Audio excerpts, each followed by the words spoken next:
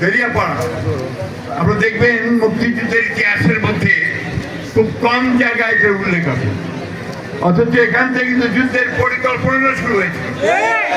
MAG Osmani সাহেবের নেতৃত্বে আমাদের স্বাধীনতার ঘোষক শহীদ প্রেসিডেন্ট জিয়াউর রহমান সাহেবের উদ্যোগে সব সেক্টর কমান্ডার এখানে মিলিত হয়ে সেই যুদ্ধের পরিকল্পনা করেছিলেন।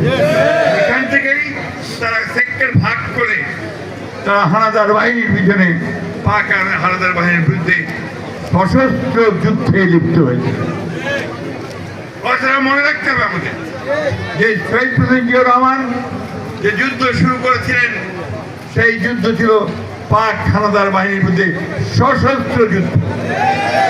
এবং তার ওই এক কথা 26শে মার্চ রাত্রে তিনি যে ঘোষণা করেছিলেন, I, Major Zia, declare independence of Bangladesh and I revolt, তাতে করে সমগ্র সেনাবাহিনীর সদস্য যারা বাংলাদেশি ছিলেন এবং অন্যান্য সংগঠনগুলো তারা একত্রিত যুদ্ধে ঝাঁপিয়ে পড়ে এবং মুক্তিকামী সাধারণ মানুষ, যুবক, তরুণ তারা যুদ্ধে ঝাঁপিয়ে পড়ে।